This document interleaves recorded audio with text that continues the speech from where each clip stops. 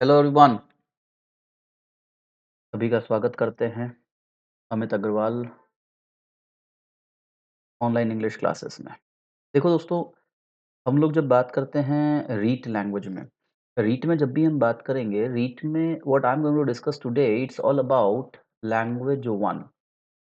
देखो लैंग्वेज 1 और लैंग्वेज 2 2 तरीके से आपको इंग्लिश लैंग्वेज जो है वो रीट में पूछी जाती है। इसमें से लैंग्वेज 1 पर आज हम डिस्कस कर रहे हैं और लैंग्वेज 1 में जो मैं टॉपिक आज आप लोगों को ले रहा हूँ वो कौन-सा है part of speech. Part of speech part of speech में we are going to discuss today noun. The first topic noun. चलिए डिस्कस करते हैं क्या कहता है नाउन हमें इसमें से यदि हमें क्वेश्चंस आएँगे तो कैसे आएँगे और क्या टाइप्स हो सकते हैं, कौन-सा इम्पोर्टेंट हो सकता है, कैसे आइडेंटिफ़ाई करेंगे, we will discuss these all things.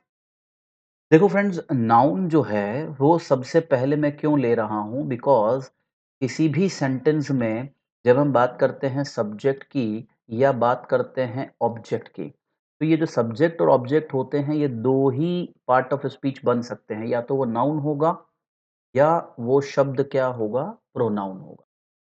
तो नाउन और प्रोनाउन वो किसका काम कर सकते हैं? आइदर सब्जेक्ट और can be used as an object. और इसीलिए मैं सबसे पहले नाउन टॉपिक पर डिस्कशन कर रहा हूँ, ताकि हमारा जो सब्जेक्ट और ऑब्जेक्ट वाला मैटर है वो क्लियर हो जाए। फिर आगे जाकर के आपको इसी की क्वालिटी के बारे में पता करना है, इसी से रिलेवेंट वर्ब हम वर्ब पढ़ेंगे, फिर वर्ब को क्वालिफ़ाई करेगा वो एडवर्ब हो जाएगा। इसीलिए we will discuss first of all noun जो है उस पर डिस्कशन करते हैं। ठीक है? चलिए शुरू करें। हम बात करते हैं किसका? पार्ट ऑफ स्पीच का। तो सबसे पहले हम बात करते हैं कि पार्ट ऑफ स्पीच जो है, उसको डिफ़ाइन कैसे किया जाता है, उसकी डेफ़िनेशन जो है वो क्या होती है। तो what is part of speech? Part of speech क्या है? इसको आप हिंदी में चलेंगे तो पद, आई थिंक पद के नाम से इसे जाना जाता है। पार्ट ऑफ स्पीच का डेफिनेशन है a part of speech is a class. एक क्लास है, एक श्रेणी है। क्लास का मतलब क्या है फ्रेंड्स? यहाँ पर श्रेणी से लिया जा रहा है, ठीक है। और वर्ड्स शब्दों का एक श्रेणी है बेस्ड ऑन वर्ड्स फंक्शन, जो कि किस पर काम करता है? वर्ड्स फंक्शन, मतलब कि शब्द जो भी आपको दिए गए हैं वो किस प्रकार से क्रिया करता है, किस प्रकार का कार्य करता है, वो कहलाता है फंक्शन ऑफ अ वर्ड। किसी भी सेंटेंस में आप कोई वर्ड डालते हो, वो वर्ड उस सेंटेंस में किस तरह का कार्य करता है वही डिसाइड करेगा कि उस वर्ड का पार्ट ऑफ स्पीच क्या है। या दूसरे शब्दों में आप कह सकते हो कि किस तरीके से ये काम करता है वाक्य में। फॉर एन इंस्टेंस एग्जाम्पल से समझ लो। देखो जैसे मैंने एक शब्द लिया, क्या शब्द लिया मैंने? साउंड। यूँ बात करते हैं तो साउंड का अर्थ क्या होता है? What is the meaning of sound guys? बताओ जल्दी से, साउंड का मीनिंग क्या होता है? क्या लगता है तुम लोगों को?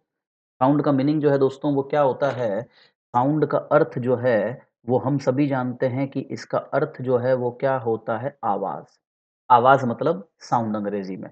अब जैसे अगर हम वाक्य लेते हैं do not make sound, do not make sound, आवाज़ मत करो, ठीक है? Do not make sound. और यही साउंड शब्द मुझे इस तरह से लिख दिया जाता है, he has sound knowledge of English. कि उसको जो है साउंड नॉलेज है, किसका साउंड नॉलेज है? इंग्लिश का साउंड नॉलेज है। अब मुझे यहाँ पर भी वर्ड साउंड दिया है और मुझे यहाँ पर भी वर्ड साउंड दिया है। वर्ड सेम है, लेकिन इस वर्ड का पोज़ीशन को देखोगे, तो पोज़ीशन की वजह से इसका पार्ट ऑफ स्पीच जो है वो चेंज हो जाएगा। कैसे? देखो, यहाँ पर जो साउंड है, फर्स्ट वाले सेंटेंस में हम बात करें साउंड की, तो ये मेक जो आपकी वर्ब है, मेक क्या है? आपकी वर्ब है। और मेक कौन-सी वर्ब होती है? तो वर्ब ट्रांज़िटिव, मतलब कि हिंदी में आप इसको क्या बोलते हो? सकर्मक क्रिया बोलते हो। सकर्मक क्रिया के तुरंत बाद हमेशा क्या लिखते हैं आप? कर्म। कर्म बोले तो ऑब्जेक्ट। तो इसका मतलब जो शब्द साउंड यहाँ पर आपने लिखा है, मेक वाले वाक्य में, ये साउंड शब्द किसका काम कर रहा है? नाउन का। समझ गए? पार्ट ऑफ स्पीच, क्योंकि मेक के ऑब्जेक्ट की तरह आ रहा है तो ये नाउन बन गया, करेक्ट? यहाँ साउंड शब्द जो है दोस्तों वो किसके लिए आ रहा है? ये साउंड शब्द इस नॉलेज को क्वालीफाई कर रहा है। इस नॉलेज की विशेषता बता रहा है। तो वर्ड नॉलेज जो है वो क्या होता है? संज्ञा होता है, नाउन होता है और नाउन की विशेषता बताने वाले शब्द को हम क्या कहते हैं? तो इसको विशेषण कहते हैं। तो सेकंड सेंटेंस में जो शब्द है साउंड ये किसकी तरह बिहेव कर रहा है? एडजेक्टिव की तरह। Getting this?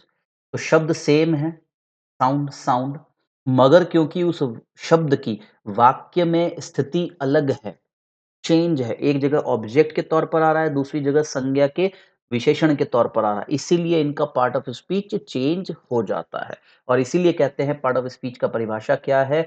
वह शब्द की क्रिया कैसी है, वो शब्द कार्य कैसा कर रहा है, वही निर्धारित करता है कि वाक्य का पार्ट ऑफ स्पीच क्या होगा। ठीक है? तो ये याद रखिए, ये कभी निश्चित नहीं है किसी भी भाषा में कि हम बस रट लें किसी चीज़ को कि साउंड जो है is always a noun, you can not mug up this. आप इसको मग अप कभी नहीं कर सकते। क्यों? क्योंकि sound may become sometime a noun, may become sometime an adjective. ठीक है? चलो आगे बात करें इस पर हम। जैसे मैं कुछ वाक्य लेता हूँ आप लोगों के सामने, she is going to market, Seema is very beautiful, you spoke very eagerly, wow amazing way to explain।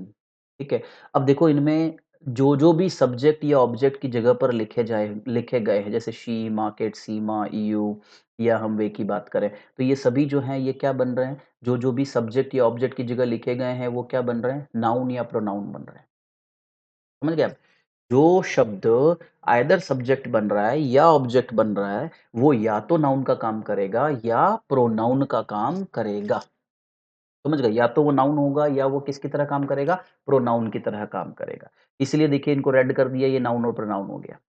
देखिए, जो सब्जेक्ट के बाद आ रहे हैं शब्द, ये देख रहे हैं मैं आप अंडरलाइन कर रहा हूँ, ठीक है? ये सभी शब्द किसका काम कर रहे हैं दोस्तों? ये वर्ब की तरह यूज़ किए जा रहे हैं। These all are verbs. Sentence structure से हम इसको कैच कर रहे हैं। जनरली सेंटेंस स्ट्रक्चर क्या होता है आपका? सब्जेक्ट, वर्ब और ऑब्जेक्ट। द बेसिक, ठीक है? सबसे बेसिक स्ट्रक्चर यही है हमारा। फिर देखो, अब इस क्रिया किस और इसको जोड़ने के लिए हमने लगा दिया यहाँ पर टू, यहाँ पर भी आपने क्या लगा दिया? टू। तो ये जो टू बना ये किसका काम कर रहा है? प्रीपोज़िशन का। तो ऑब्जेक्ट को जोड़ रहा है, संज्ञा को जोड़ने का काम कर रहा है। ये संज्ञा और क्रिया की आपस में कनेक्शन दिखा रहा है। ये भी क्रिया और संज्ञा की आपस में कनेक्शन दिखा रहा है। तो ये प्रीपोज़िशन बन गया। ब्यूटीफुल या अमेज़िंग, ये ब्यूटीफुल शब्द जो है ये नाउन को क्वालीफ़ाई कर रहा है। ये अमेज़िंग शब्द जो है वो वे को क्वालीफ़ाई कर रहा है। तो संज्ञा की विशेषता बताने वाले शब्द क्या बन जाते हैं दोस्तों? एडजेक्टिव। तो ये एडजेक्टिव की तरह यूज़ हो रहे हैं। ठीक है? ईगरली आपको किसको बता रहा है? क्रिया को बता रहा है। क्रिया की विशेषता बताने वाला शब्द है ये। ठीक है? तो और ये वेरी शब्द क्या है? तो ये विशेषण की वि मात्रा बता रहा है। तो इस तरह के जो शब्द हो गए हैं वेरी, ईगरली ये सभी शब्द किसका काम कर रहे हैं? एडवर्ब की तरह यूज़ किए जा रहे हैं। और wow! It's an interjection now. विस्मयादिबोधक शब्द आप कह लीजिए। तो शब्द की वाक्य में स्थिति निर्धारित करती है दोस्तों कि वो शब्द कौन-सा पार्ट ऑफ स्पीच होगा, किसकी तरह व्यवहार करेगा। अब रट नहीं सकते हो इसको, ठीक है? चलिए, फिर हम बात करें जब हम आ जाते हैं किस पर? ग्रामर पर। अब ग्रामर में हम बात करें तो हमें कौन-कौन सी चीज़ें व्याकरण में यहाँ पढ़नी होती हैं? यूजुअली पार्ट ऑफ स्पीचेस, ये सभी आपकी पार्ट ऑफ स्पीचेस हैं। आप देख ही रहे हैं, noun, pronoun, verb, adjective, determiner, adverb, preposition, conjunction, interjection. ये जो दोनों हैं ये एक ही होती हैं, लेकिन इंग्लिश ने इनको 2 कर दिया। विशेषण को 2 भागों में बाँट लिया है। कैसे? वो विशेषण चैप्टर जब भी हम पढ़ेंगे, विल डिस्कस इन दैट। हम उसको डिस्कस उधर करने वाले हैं। ठीक है? टेंसेस आपको पढ़ना होता है। सब्जेक्ट वर्ब कॉनकॉर्ड आपको लैंग्वेज सेकंड के अंदर दिया गया है। ट्रांसफॉर्मेशन ऑफ सेंटेंस मतलब होता है रूपांतरण। It is not at all अनुवाद। याद रखिए रूपांतरण और अनुवाद में अंतर होता है, ठीक है? इतने सब रूपांतरण में से हमें क्या पढ़ना होगा? एक्टिव और passive voice is in our course. ठीक है? चलो बढ़ते हैं आगे फिर हमारा टॉपिक पर। Noun, let's attack. Attack on noun. What is noun? क्या होती है संज्ञा दोस्तों? आप सभी जानते हैं हिंदी की परिभाषा एग्ज़ैक्ट इंग्लिश की भी वैसी ही परिभाषा है। हिंदी में हम कहते हैं व्यक्ति, वस्तु, स्थान के नाम को। हिंदी में आप क्या बोलते हो? कि व्यक्ति, वस्तु और स्थान के नाम को आप क्या कहते हो? Noun. And the same thing we have in English also. Noun is the name of person, it is place or it is thing. Same definition, there is no difference, कोई अंतर नहीं दिया गया है हिंदी और इंग्लिश की परिभाषा में। तो याद रखिए, जो शब्द हिंदी में नाउन होंगे, वही शब्द अंग्रेज़ी में भी नाउन ही होंगे। ठीक है? उनको हम चेंज नहीं करते हैं। कभी ऐसा नहीं होता है लाइक अगर मैं बात करूँ मेरे हाथ में पेन है, ये पेन जो है अगर हिंदी में ये पेन आपका नाउन है, तो इंग्लिश में भी 100% ये नाउन ही होगा। आइदर अगर आपको अनुवाद आता है तो आप उससे पहचान सकते हो, नहीं तो मेरे जो तरीके होंगे आप उनसे पहचानो, वहाँ आपको अनुवाद की आवश्यकता ही नहीं होगी। क्यों? क्योंकि हमें फ़ास्ट जाना होगा। एक छोटे से कॉन्सेप्ट को मैं समझा रहा हूँ उससे पहले आप लोगों को। You will be given 150 questions obviously and you will be given 150 minutes to do these all thing. इसका मतलब एक क्वेश्चन पर तुमको 1 मिनट मिल रहा है, राइट? लेकिन what I feel is you will use your 10 minutes तो ओमार भरने के लिए आप 10 मिनट्स निकाल दोगे। और 10 मिनट्स दोस्तों हम इधर-उधर देखने में निकाल देते हैं ना, ये हमारे आगे-पीछे कौन बैठा है, राइट? You getting this? तो वो 10 मिनट उधर निकाल दिया। तो 150 मिनट में से आपको मिल रहा है 130 मिनट्स ओनली। अब मुझे ये बताओ आप अगर 1 मिनट में 1 प्रश्न को करते हो, तो आप 20 प्रश्न तो रीड ही नहीं कर पा रहे हो, पढ़ ही नहीं पा रहे हो। How can you think of doing 150 questions in 130 minutes? इसका मतलब ये हुआ कि आपके पास 1 मिनट से भी कम समय है किसी प्रश्न को हल करने के लिए। इसके लिए स्ट्रैटेजिक चलना होगा, प्लानिंग करना होगा, समय कम है, क्वेश्चंस ज़्यादा है, how will you do that?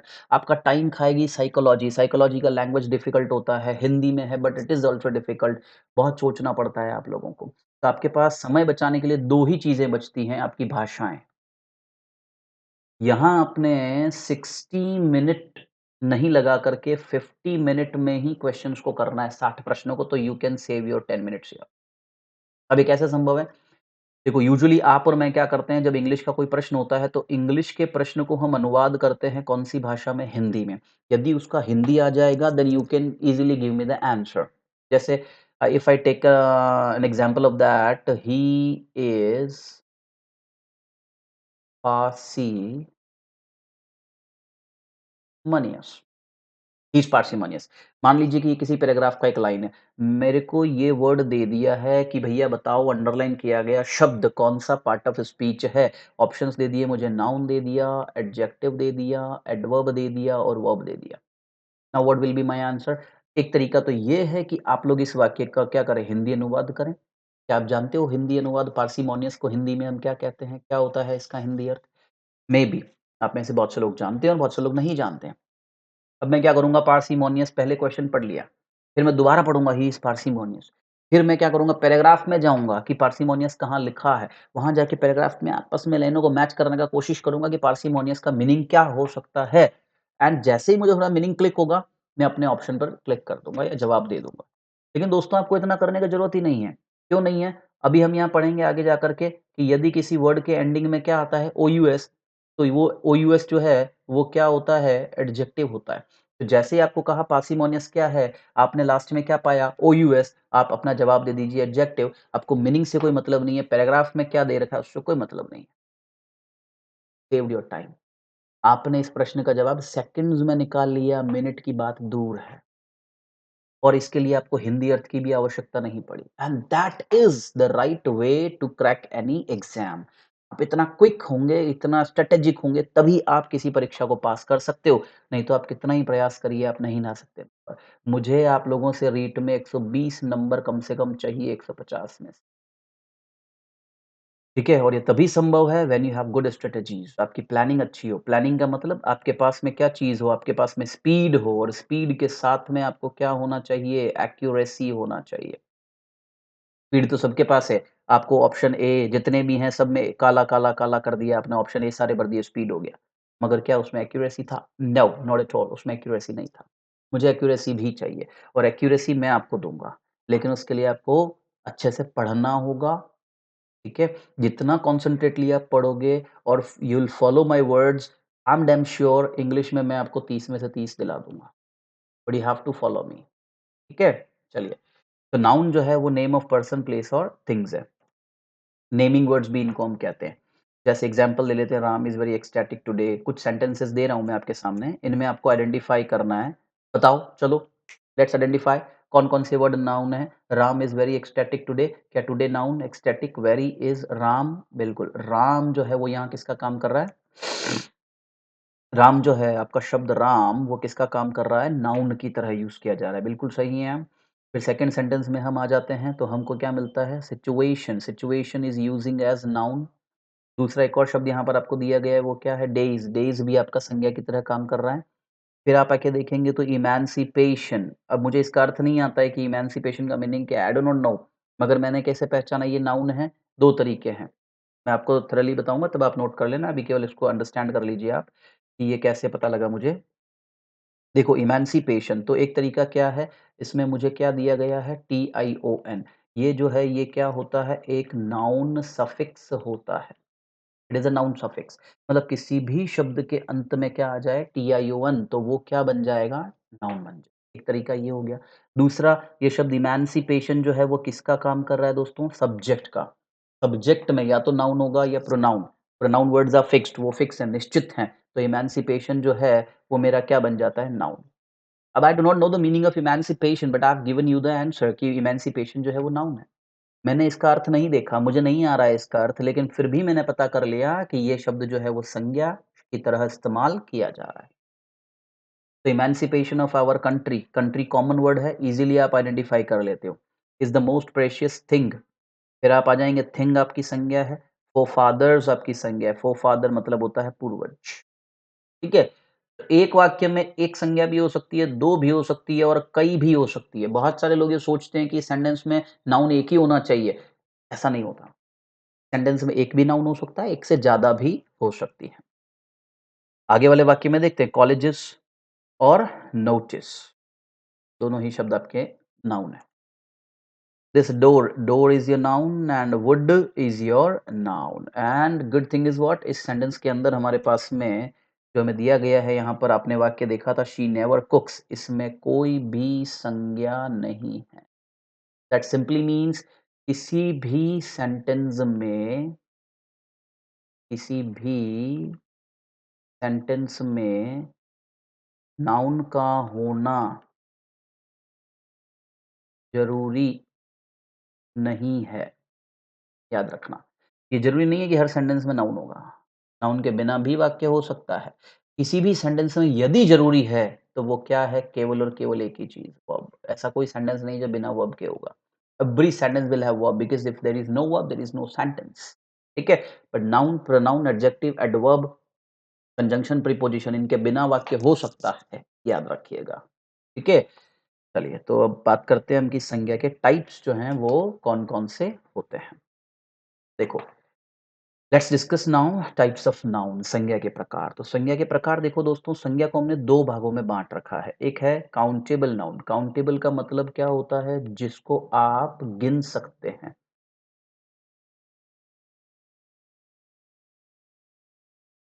जो गिनी जा सकती है, वो क्या है? Countable noun. काउंटेबल नाउन में क्या आता है? प्रॉपर नाउन, जिसको हम हिंदी के हिसाब से यदि बात करके मैं आपको बताऊँ तो इसको आप हिंदी में क्या कहते हो? व्यक्तिवाचक संज्ञा आप इसको कहते हो। कॉमन नाउन जो है दोस्तों, उसको हम हिंदी में क्या कहते हैं? जातिवाचक संज्ञा आप इसको कहोगे। क्लियर? कलेक्टिव नाउन जो है, वो हिंदी में क्या कहलाती है फ्रेंड्स? इसे हम कहते हैं समूहवाचक संज्ञा। राइट? तो ये 3 तरह की नाउन है और इन तीनों को हम क्या कहते हैं? काउंटेबल नाउन इन्हें आप कहेंगे। दूसरी प्रकार की संज्ञा कौन-सी है guys? It is uncountable noun. Uncountable noun का मतलब होता है जो गिनी नहीं जा सकती, जो गिनी नहीं जा सकती, उसको हम क्या कहते हैं? अनकाउंटेबल नाउन कहते हैं। इसमें आप देखेंगे तो आपको मिलेगा क्या? मटीरियल नाउन मिलेगा। मटीरियल नाउन का मतलब जो है वो क्या होता है? द्रव्यवाचक।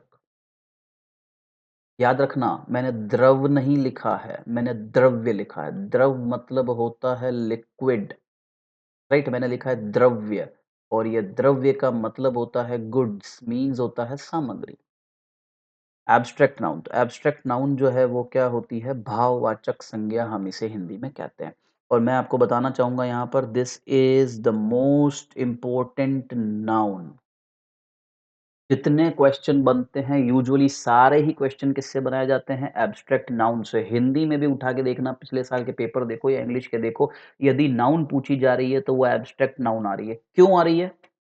क्योंकि प्रॉपर नाउन तुम इज़िली आइडेंटिफ़ाई कर लोगे, राम-श्याम नाम जो भी नाम है आप इज़िली आइडेंटिफ़ाई कर लोगे। कॉमन लड़का-लड़की ये आप आइडेंटिफ़ाई कर लोगे। कलेक्टिव समूहवाचक संज्ञा, group, committee, council you can identify. Material सामग्री दिख रहा है यू कैन आइडेंटिफ़ाई। मगर एब्स्ट्रैक्ट नाउन जो है दोस्तों वो कन्फ्यूज़ करती है किसके साथ कि ये विशेषण है या नहीं। जैसे अभी मैंने एक आपको पहले शब्द बताया था इमेंसिपेशन। अब मुझे इसका अर्थ नहीं आ रहा है लेकिन इमेंसिपेशन देखा जाएगा तो इमेंसिपेट करें तो वर्ब बन जाता है, ठीक है? अब ये शब्द जो हैं इस तरह के भाववाचक संज्ञाएँ जो होती है दोस्तों, ये क्या करती हैं वर्ब और एडजेक्टिव के साथ एक जैसी दिखती हैं क्योंकि इनमें प्रत्यय का प्रयोग किया जाता है, राइट? इसीलिए आपसे सबसे ज़्यादा क्या पूछी जाती हैं? एब्स्ट्रैक्ट नाउन पूछते हैं। वैसे मैं आपको बता दूँ आपकी जानकारी के लिए इमेंसिपेशन जो होता है गाइस उसका मतलब होता है स्वतंत्रता। ये याद रखिएगा इमेंसिपेशन, एवरी मैन पार्टिसिपेशन मैं याद करने का तरीका बता रहा हूँ आपको। Every man participation. आप लोगों को अगर वोकैब्युलरी में तकलीफ है, तो आप पिछले वीडियोज़ देखिए मेरे, मैंने कुछ 5-7 वीडियोज़ जो हैं वो वोकैब्युलरी पर ही अपलोड किए हैं कि वोकैब को एग्ज़ैक्टली कैसे याद किया जाना चाहिए। द बेस्ट वे एवर जिससे उस तरीके से यदि आप शब्दों को याद करोगे, तो आप शब्दों को कभी भूल ही नहीं पाओगे। ठीक है? तो इमेंसिपेशन जो है उसको मैंने कैसे याद किया? एवरी मैन पार्टिसिपेशन हर एक व्यक्ति ने सहयोग करा, हर एक व्यक्ति ने जो है वो पार्टिसिपेट किया है, तभी जो है वो हम लोग क्या कर रहे हैं? हम लोग क्या पाए हैं? स्वतंत्रता पाए हैं। ठीक है? चलिए आगे बात करते हैं। अब हम बात करें काउंटेबल नाउन्स, तो काउंटेबल नाउन में क्या होगा? Noun which can be counted जिसको आप क्या कर सकते हो?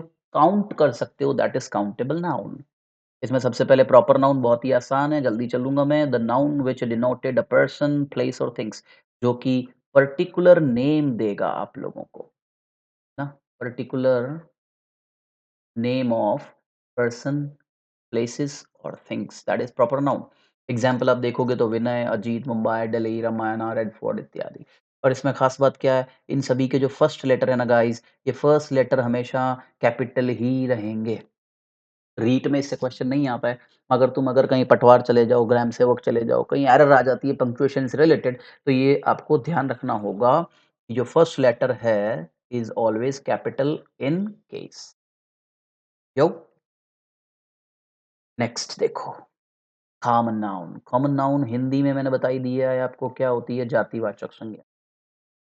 जातिवाचक संज्ञा मतलब हो गया noun which can be used commonly जो कॉमनली यूज़ करते हैं आप, सभी के लिए यूज़ हो रहा है। फॉर ऑल पर्सन्स, प्लेसेस और थिंग्स सभी व्यक्ति, वस्तु और स्थान के लिए। लेकिन उनकी श्रेणी जो है, उनकी क्लास जो है, वो क्या होनी चाहिए? समान श्रेणी के होने, तभी वो कॉमन नाउन कहलाएगा। एग्ज़ाम्पल बहुत ही कॉमन है गाइस देखो, boy, man, woman, girl, friend ये दोनों में कॉमा लग रहा है यहाँ, गर्लफ्रेंड साथ में मत पढ़ियो। Girlfriend both are different. अगर तुम गर्लफ्रेंड करते हो तो वो भी कॉमन नाउन है। जब तक कि आप उसका नाम नहीं बताएँगे तब तक वो प्रॉपर नहीं होगी। तो जितने भी बॉय हैं, वो सारे किसमें आ गए? बॉय मतलब लड़के हो गए। मैन जितने मैन है वो उसमें डाल दिया अपना girl whether she is a small she is of mid age और बड़ी है लड़की तो गर्ल हो गए। फ्रेंड मेल हो सकता है, फीमेल हो सकती है, लिविंग हो सकता है, नॉन लिविंग हो सकता है, एनीबॉडी आपकी उम्र का है, आपसे बड़ी उम्र का है, कोई भी है, ही इज़ फ्रेंड। फ्रेंड है तो सेम कैटेगरी में चला गया। हॉस्पिटल, टेबल, चेयर कोई भी चेयर हो, जितने बॉडी पार्ट हैं हमारा स्कूल कॉलेजेस हैं, जितने rivers, country, dog, elephant, pencil, pen, tea, parent, brother, child ये सभी क्या हैं दोस्तों? ये सभी कॉमन नाउन, ठीक है? These are the category. Pen, ink pen है, बॉल पेन है, रेड पेन है, कुछ भी करो, पेन आपका कॉमन नाउन में चला गया। अब एक और चीज़ याद रखनी है जो आप लोग गलती कर देते हैं कई बार, जैसे कि हमने एक वाक्य लिख दिया बॉयज़ आर प्लेइंग, ठीक है? Boys are playing. देखो, वैसे नाउन का टाइप नहीं पूछ रहे हैं, बट इन केस मैं ये मान के चलता हूँ यदि मुझे किसी भी एग्ज़ाम ने ये कह दिया कि मैं नाउन पूछूँगा, तो मैं ये सोच के चलूँगा कि नाउन में वो कुछ भी पूछ सकता है। देखो फर्स्ट टाइम जो रीट हुआ था उसमें डिटरमिनर का क्वेश्चन केवल ये था इसमें डिटरमिनर को आइडेंटिफ़ाई करो। लेकिन सेकंड टाइम जब डिटरमिनर का क्वेश्चन आया, तो उसने ये पूछ लिया कि इसमें डिटरमिनर का टाइप कौन-सा है? Means they may ask you the type, so you get ready. आपको तैयार रहना पड़ेगा टाइप के लिए भी कि इसका टाइप क्या हो सकता है ना? अगर मुझे यहाँ बॉयज़ दे दिया जाए और पूछ लें कि बॉयज़ बताओ कौन-सा टाइप है? बहुत से स्टूडेंट क्या करते हैं कि जो शब्द है बॉय, वो कैसा है सिंगुलर और जो शब्द है बॉयज़ वो कैसा है प्लूरल। तो वो क्या करते हैं जैसे ही सिंगुलर देखा कॉमन नाउन बॉयज़ करा, बॉयज़ करते ही बॉयज़ का क्या बन गया ग्रुप बन गया। ग्रुप बन गया तो वो इसको क्या सोच लेते हैं कि भैया ये जो है बॉयज़ ये क्या बन गया है कलेक्टिव नाउन बन गया। तो वो रॉन्ग हो जाएगा दोस्तों। यही नोट मैंने डाला है यहाँ पर कि प्लूरल फॉर्म जो होती है किसी भी नाउन की, कॉमन नाउन की is always a common noun. ठीक है? बॉय का बॉयज़ करो तो भी कॉमन है, गर्ल का गर्ल्स करो तो भी कॉमन है। टाइप नहीं चेंज ठीक है? आई होप यहाँ तक आपको समझ आया होगा। वैसे यहाँ ख़ास समझने का कुछ था नहीं, समझने का आगे आएगा, अभी देखते हैं हम। फिर आ जाइए। अब मैं आपको जो समझाने चाह रहा हूँ, वो क्या चाह रहा हूँ कि कॉमन नाउन से यदि रीट प्रश्न पूछेगा तो किस तरह के प्रश्न बन सकते हैं। प्रॉपर से नहीं बनता है, प्रॉपर से कोई क्वेश्चन आपको नहीं पूछा जाएगा। कॉमन में आस्क यू द क्वेश्चन, लेकिन उसमें भी क्वेश्चन क्या होगा आपका देखो, जैसे आपको दे सकते हैं चेंज और replace these common nouns into और विद एब्स्ट्रैक्ट नाउन। मतलब कोई संज्ञा दे दी जाएगी आपको और आपको ये कह दिया जाएगा कि इस संज्ञा की दूसरी संज्ञा बना के बताओ। संज्ञा को इस संज्ञा में चेंज करना है। देखो कैसे होगा? जैसे चाइल्ड, तो चाइल्ड की एब्स्ट्रैक्ट नाउन क्या बन गई? चाइल्डहुड। ये हुड प्रत्यय आपने लगाया और हुड प्रत्यय जो होता है वो क्या बना के देता है? आपको संज्ञा बना के देता है। कौन-सी संज्ञा बनती है? तो भाववाचक संज्ञा बनाई जाती है। बॉय इसी प्रकार से एग्ज़ाम्पल ले लिया बॉय, बॉयहुड, मदर, मदरहुड। एक और क्या बन सकता है? कॉमन नाउन को किसमें चेंज करना है दोस्तों? एडजेक्टिव में चेंज करना है, विशेषण में बदलना है। कैसे बदलेंगे? बॉय, बॉयिश तो आईएसएच क्या बन गया आपका एडजेक्टिव सफिक्स। गर्ल से गर्लिश आप कोई कलर देखते हैं, गर्लिश कलर है। कोई बैग देखा आपने हैंडबैग बड़ा गर्लिश लुक दे रहा है, गर्लिश। फूल से फुलिश तो ये सब आपका क्या हो गया? कॉमन नाउन से बना हुआ प्रश्न इस प्रकार पूछा जा सकता है। बुक से bookish, there are so many student there those are very bookish. बहुत बुकिश होते हैं, खूब किताबें पढ़ते हैं, फिर भी सिलेक्शन नहीं होता है। क्यों? क्योंकि गाइस किताबें पढ़ना ही सिलेक्शन दिलाता तो हर कोई पढ़ाकू या किताब चाटू व्यक्ति जो है वो सिलेक्शन ले लेता। सिलेक्शन के लिए चाहिए प्लानिंग, आपका स्ट्रेस मैनेजमेंट, आपका स्ट्रैटेजी, आप जो पढ़ रहे हो उसमें से कितना आएगा, दैट इज़ मोर इम्पोर्टेंट। ठीक है? राइट? फिर देखो क्या है हमारा कलेक्टिव नाउन। कलेक्टिव नाउन अब हमारे पास में एक और चीज़ क्या आती है, कलेक्टिव नाउन आती है। कलेक्टिव नाउन क्या होगी? Word that shows collection of person, place और थिंग्स ऐसे शब्द जो कलेक्शन दिखाएँ आपको, समूह दिखाते हैं व्यक्ति, वस्तु, स्थान का। अब इसके example committee, council, herd, fleet, crowd, mob, group, troop ठीक है? अब डिफरेंस हमें क्या पूछा जा सकता है रीट में या तो ये वर्ड दे देंगे अंडरलाइन करके पूछ लेंगे बताओ ये कौन-सा वर्ड है नाउन, एडजेक्टिव, एडवर्ब या वर्ब या प्रीपोज़िशन कुछ भी। You just have to identify it या पूछ लेंगे जो वर्ड कमिटी दिया गया है उसका टाइप कौन-सा है दैट इज़ कलेक्टिव। ठीक है? लेकिन मैं आपको थोड़ा-सा और एक स्टेप आगे लेके जा रहा हूँ। कलेक्टिव नाउन में से आपको इतना ही प्रश्न पूछेंगे लेकिन कई बार कलेक्टिव नाउन जो होती है कन्फ्यूज़न पैदा कर देती है। कैसे कर देती है? ये जो 2 शब्द लिखे हैं देखो मैंने आपको इनको पेयरिंग में कर दिया है। ये 2 शब्द लगभग एक जैसा ही अर्थ रखते हैं। कैसे? कमिटी जो है दोस्तों इसका हिंदी अर्थ क्या होता है? समिति। समिति जो है वो किसके लिए काम लेती है, क्या काम करती है? निर्णय लेने का काम करती है। जबकि काउंसिल जो है, ये भी आपका है तो लोगों का समूह लेकिन काउंसिल का काम सुझाव देने का होता है। तो ये डिफरेंस है। आप जहाँ कमिटी यूज़ कर रहे हो वहाँ काउंसिल यूज़ नहीं कर सकते, जहाँ काउंसिल यूज़ कर रहे हो वहाँ कमिटी यूज़ नहीं कर सकते। ऐसा ही हर्ड हर्ड इस्तेमाल करते हैं हम किसके लिए? मवेशियों के लिए। देखो ग्रुप ऑफ कैटल या शीप कह लो। लेकिन फ्लीट जो होता है वो किसके लिए होता है? जहाज के लिए होता है। Group of aircraft, motor vehicle, ship. आप ट्रक के समूह को फ्लीट कह सकते हो। उड़ते हुए पंछियों के समूह को आप फ्लीट कह सकते हो। ऊँट के समूह को आप फ्लीट कह सकते हो। हर्ड मवेशियों के लिए लग जाता है। क्राउड क्राउड जो है सामान्य भीड़ के लिए लगेगा, ठीक है? क्राउड जो है वो क्या है सामान्य भीड़। आप सब लोग एक जगह इकट्ठे हो जाओ, क्राउड हो गया। लेकिन उस क्राउड में यदि रोष हो, गुस्सा हो, भीड़ हो उसके अंदर आपको उत्तेजना आ जाए, तो वो क्या हो जाती है? मॉब जिसको हम क्या बोलेंगे? उत्तेजित भीड़, ठीक है? ट्रूप ट्रूप जो है दोस्तों वो सेना की टुकड़ी के लिए प्रयोग लिया जाता है, बच्चों की टुकड़ी के लिए प्रयोग लिया जाता है और ये ट्रूप जो है, ये नृत्य करने वाले जो हैं उनके समूह को हम ट्रूप कहते हैं, डांसर्स के समूह को। ठीक है? तो ये जो है हमारा ये क्या हो गया? हमारा नाउन हो गया कलेक्टिव। यहाँ पर हमारे को ध्यान रखना है कि हमको यदि क्वेश्चन आ सकता है तो कॉमन नाउन से किस तरह का कॉमन नाउन को किसी दूसरी नाउन में चेंज करना है, तो वो दूसरी नाउन कौन-सी होगी? Abstract noun. या आपको ये आ सकता है कि कॉमन नाउन को चेंज करो किस में? एडजेक्टिव में। आपको एग्ज़ाम ये नहीं कहता है कि कॉमन नाउन, आपको वो केवल इतना कहता है ये नाउन दिया है, इस नाउन का एडजेक्टिव क्या होगा? ठीक है? तो मैंने आज जो आपसे बात करी है वो किस पर करी है? काउंटेबल नाउन पर, कि काउंटेबल नाउन क्या हैं और कौन-कौन सी? ये तीनों जो नाउन आपने पढ़ी हैं, लीस्ट इम्पोर्टेंस रखती हैं, ठीक है? नाउन टॉपिक है, पढ़ना है वो हम पढ़ रहे हैं।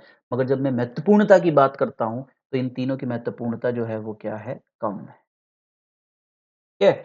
चलिए मुलाकात करते हैं आपसे अगली क्लास में। बहुत-बहुत धन्यवाद। पढ़िए, समझिए, इसका नेक्स्ट चैप्टर आपको मिल जाएगा बहुत ही जल्दी। मैं अपलोड कर दूँगा, उसको पढ़िए, नाउन कंप्लीट हो जाएगा आपका। बहुत-बहुत धन्यवाद आप लोगों का। Thank you so much.